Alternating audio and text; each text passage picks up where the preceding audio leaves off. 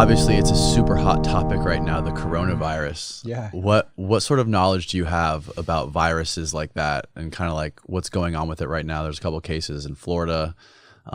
What would you say to people about that kind of virus and sort of like mitigating it, or what is your knowledge or research, if any, on viruses like this and how to avoid them? Well, I've taken the basic course like human or pathogenic microbiology, virology, stuff like that. So from what I know, probably, the people most concerned are people immunocompromised. They're very young and they're very old. So just the standard sort of things: wash your hands, stay away from people that are sick. There are many people that are asymptomatic. So we could be walking around and be a coronavirus carrier, but be asymptomatic and not be presenting. So that in that case, then it might be good to just, stay at home when you can, because you don't know who a carrier could be. So I think that's important information. Our immune systems are really a function to some extent on our systemic and metabolic health, right? So I think nutrition is really key. We want to not over-nutrition compromise the immune system. Lack of sleep compromise the immune system. Elevated blood glucose can compromise the immune system. So things like intermittent fasting, low-carb diets, ketogenic diets can make the immune system more vigilant to be able to deal with these types of things, if they happen. So we're better off to fight it, in the context. I think there's some studies out there, showing, I know there's studies, Adrian Scheck, the researcher that I mentioned, showed that the immune system becomes more vigilant with a ketogenic diet in regard to anti-cancer immunity. So increasing natural killer cells and things like that can better attack, the cancer. I believe that's the case for viruses and microbes too. I know you mentioned earlier that when you feel like something coming on, like any sort of bug or something, you will automatically go into like a 2-day fast or something to kind of. Yeah, I do. I actually pay a lot more attention to my sleep, staying hydrated.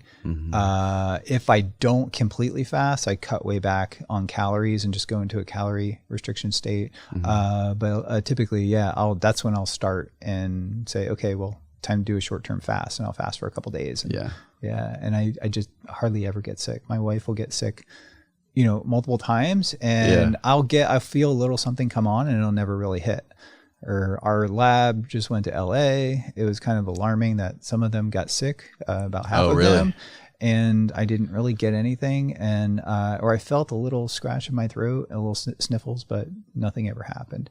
So I think my immune system's definitely a lot better now than it was when I was not doing the ketogenic diet. Like back in in college, like clockwork. When I would, finals would come, I would almost always get sick. The end of November, right around that time, it was like clockwork, and sometimes even in the spring with finals. So our immune system is really tied to psychological stress. I think can wipe our immune system out.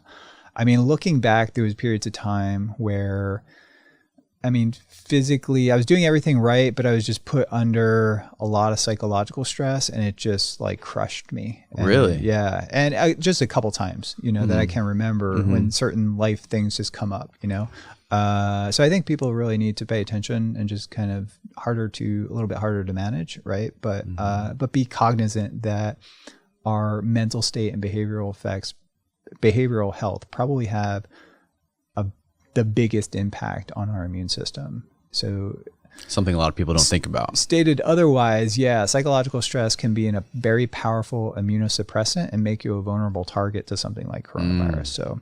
So our kind of philosophy is that we're like nature people. So I allocate a certain amount of time each day for creative downtime where we get out, we go in the woods, we explore things. We have, a lot of property around us that we have, that are just mostly forest. So we do forestry too, and spend a lot of time just outside with our pets, and unplug too from your devices. So I think it's important, a certain time of night, I just put my cell phone on airplane mode and just unplug, and we do some downtime stuff like, Yeah. 2 Step or 3 away from hours it, before yeah. bed. Yeah. And we sleep better. So like super important, I think, for people's psychological health, because they're so, we're so wired and just so attentive to our phones. And that's kind of, we're very a reactive sort of species here. And we do it and we don't even know that it's compromising our health. Yeah. So I think it's important for people to recognize that.